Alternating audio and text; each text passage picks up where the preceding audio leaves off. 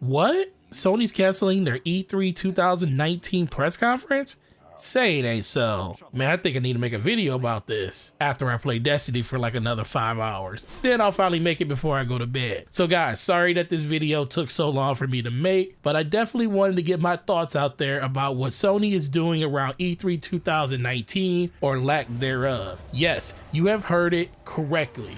They are not hosting an E3 2019 press conference this year. And honestly, I don't think they really have to. I know this is going to be a topic of conversation for the next few weeks going forward, because this is unprecedented, because Sony has been a part of E3 for the last 27 years since its conception, and Sony actually backing out of the Grand Prix, the Super Bowl of video game conferences, man, it's really something that I never thought they would actually do. Now, there's been other publishers and developers that actually backed out of E3. We didn't have EA. They actually have their own little thing that they do over the weekend, which is called EA Plays. Nintendo, like 5 years ago, backed out and they went with the more pre-recorded Nintendo Direct style with their Treehouse Live. So this isn't something new, but we didn't expect it to be one of the major platform holders, especially one that is leading the generation by storm when it comes to the PlayStation platform. But you know what? Now that I'm thinking about it, this is something that probably was going to happen sooner or later anyways. Over the last 2 years, Sony has had a decline in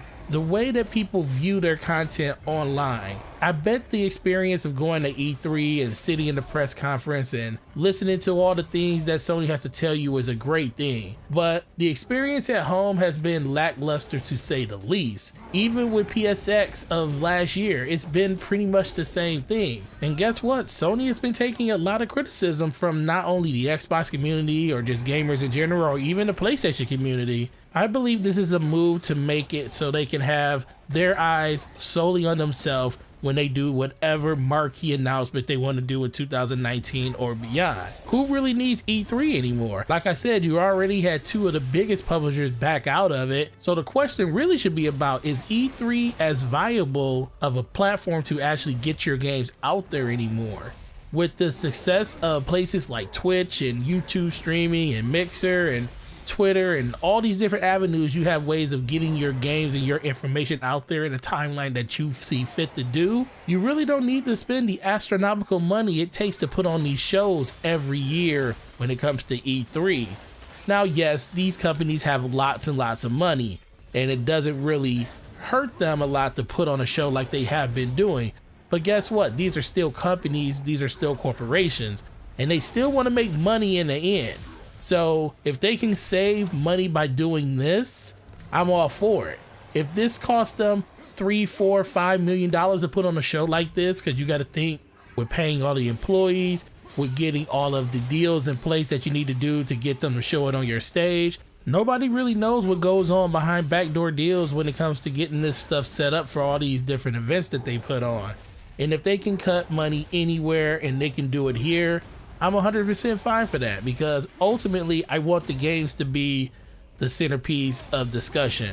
Not that Sony put on a bad E3 showing or the presentation was bad. This gives them the ability to actually craft a narrative that is suitable for what they want to put out to their fan base, and I am 100% in for that. I'm good with it. Now, I'm not going to be insensitive to the people that really enjoy these shows. Like I said, there's a lot of people that look forward to these press conferences. It's a lot of people that take time off of work to sit down and see all of the great new game announcements that are coming out. It's really going to take a lot of wind out of the sails of that Monday press conference day, because Sony always came out at 9 p.m. EST or 6 p.m. PST and had a lot of people looking forward to what they were going to show. And now that that's not going to be there, wonder what Sony's going to do to actually, fill the appetite of all these gamers that they're going to be letting down with the dismissal of this event going forward.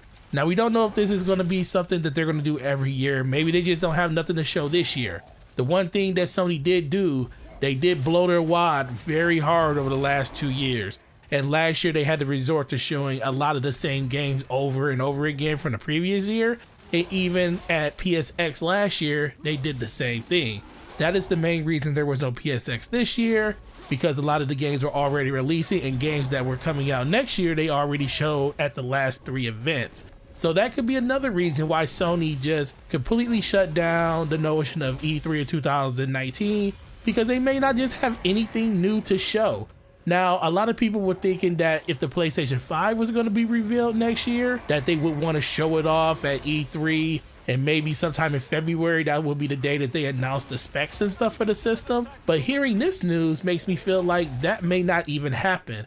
Now, I still hold firm to the fact that I think if there's an event in February that talks about the PS5, that it still could come in 2019, but that doesn't mean that this is absolutely going to happen. This new development really gives me the cause to pause, because now it really feels like 2020 is going to be the date that they are going to be shooting for going forward. Now, not only does this really not benefit Sony in the long run, because if they're doing this basically to just save the money or just because they don't have anything to show, they're really just giving up a lot of mind share for pretty much the whole summer, unless they're going to do their own separate event like within the weeks of E3 or the coming weeks of E3. That's the only way they can kind of just stay relevant during that time, because as of right now, Microsoft is the only cat in town that actually is doing a traditional press conference other than the other third-party developers that are doing it. And we all know that all eyes are going to be on Microsoft's press conference when it comes to that Sunday,